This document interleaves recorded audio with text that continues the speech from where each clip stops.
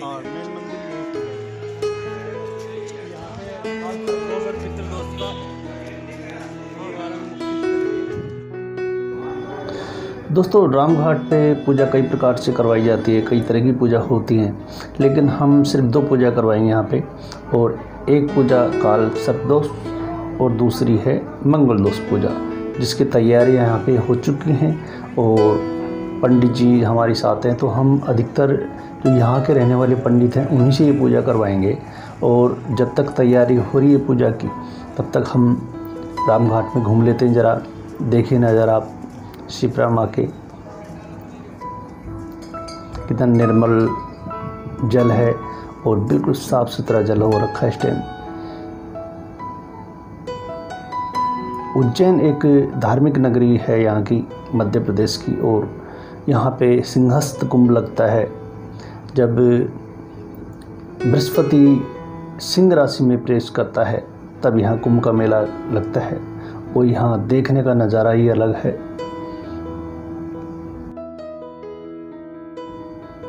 दोस्तों, मोक्षदायिनी माँ शिप्रा जी के दर्शन मात्र से ही आपको मुक्ति मिल जाती है। और महाकाल की इस नगरी में हर कोई जाने को लालायित रहता है।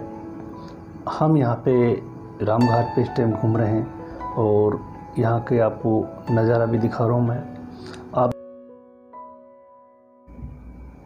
दोस्तों, फरवरी के ये लास्ट वीक है और यहाँ पे रात को सर्दी और दिन में गर्मी होती है। दिन में आप पंखों की ज़रूरत पड़ती है चलाने की।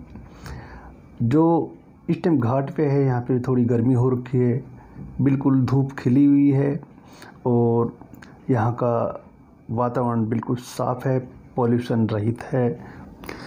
आइए, ये आपको जो नज़र आ रहा है द्वार, यहाँ पे शिप्रा माँ की आरती होती, जो कि आपने पिछले वीडियो में देखी होगी। ये यहाँ पे पुजारी बैठे हुए हैं जो कि पूजा के लिए रहते हैं यहाँ पे। और इस तट पे जो शिप्रा नदी का घाट है, यहाँ पे राम घाट पे पूजा अर्चना हमेशा होती है, वर्ष भर होती रहती है। कोई न कोई आता रहता है पूजा करवाने के लिए। और कोई किसी के श्राद्ध वगैरह या कई ऐसे पिंडदान वगैरह ये बहुत से करवाते रहते हैं, जो कि और दूर दूर से आते रहते हैं। भारत के नहीं, विश्व के भी बहुत से हिंदू लोग यहाँ पे आते हैं, पूजा अर्चना करवाते हैं पंडित जी से। तो दोस्तों, आइए पंडित जी से बात करते हैं। नमस्कार पंडित जी। तो ये पंडित जी हैं और इनसे बात करते हैं क्या क्या इनका पूजा विधान है, क्या क्या तरीका है इनका। आइए बात देखते हैं। मेरा नाम है पंडित महेंद्र जोशी, रामघाट। पंडित महेंद्र जोशी, रामघाट। आप यहाँ पे क्या पूजा वगैरह कराते हैं? हाँ, पूजा कराते हैं आप रामघाट पे। पूजा कैसे कैसे होती है यहाँ पे? यहाँ पे स्नान, संकल्प, पितृदोष दोनों की पूजा होती है। हाँ। और हम लोग उसे कराते हैं। इनको जरा दर्शकों को बताइए, उधर कैमरे की तरफ देखते हैं। हाँ, कि जो पूजा होती है हाँ, उसमें काल सर्पदोष है, हाँ। उसका क्या महत्व है और पितृदोष का क्या महत्व है, क्यों कराई जाती है? भाई पितृदोष अपने परिवार के कोई पुराने पितृ जो रहते हैं, हाँ।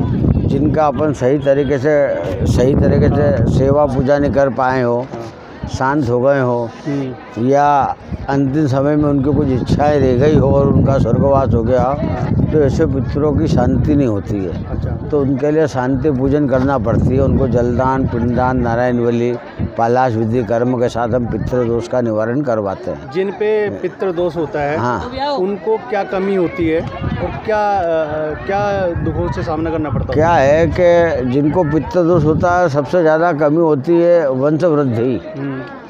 वंश वृद्धि नहीं हो पाती है पितृदोष वाले के यहाँ पे, वंश वृद्धि नहीं हो पाती है। तो पितृदोष की पूजा कराने से वंश की वृद्धि होती है। अच्छा, तो उसमें ये दोष निवारण होने के बाद में वंश वृद्धि हो जाती है और परिवार खुशहाल रहता है। दोष निवारण क्या होता है? दोष का जो है दुष्प्रभाव जो है वो कम होता है। पूजा करने से, शांति करने से दोष का जो दुष्प्रभाव होता है। पंडित जी, नाम हमने बात करी पंडित महेंद्र जोशी, जो पूजा पाठ करवाते हैं, और इन्होंने बताया कि काल सर्पदोष और पितृदोष की पूजा यहाँ पे करने से उसका जो प्रभाव है वो काफ़ी कम हो जाता है और घर में खुशहाली आती है और ये बताया कि जो पितृदोष होता है जिनके उनके वंश वृद्धि नहीं होती और परिवार में सुख शांति नहीं रहती। इसलिए पंडित जी के अनुसार और शास्त्र के अनुसार जिनके जन्म पत्री नहीं होती उनको काल सर्प दोष का पूजा करने वार यहाँ पे करवानी चाहिए। और सकल पदार्थ है जगमाही और ज्ञानहीन नर पावत नाही। दोस्तों यहाँ पे देखे काल सर्प दोष की पूजा की पूरी तैयारियां हो चुकी हैं। दोस्तों ये पंडित जी हैं भूपेंद्र कुमार जी और इनके साथ ही मैं दिल्ली से यहाँ पे उज्जैन आया हुआ हूँ। तो काल सर्प योग दोष की निवारण की पूजा के लिए मैं यहाँ पे बैठ चुका हूँ और पंडित जी ने पूरी सामग्री यहाँ पे ला के दी है। एक नाग नागिन का छोटा जोड़ा जो चांदी का होता है, नारियल वगैरह, महालक्ष्मी की छोटी मूर्ति और साथ में गणेश जी की भी मूर्ति। सबसे पहले गणेश जी का पूजा की जाती है और इसके बाद में महालक्ष्मी जी की पूजा होती है और नाग नागिन की पूजा होती है। इस तरह से दोस्तों ये पूजा का दृश्य मैंने दिखाया है। आप इस चैनल को लाइक और शेयर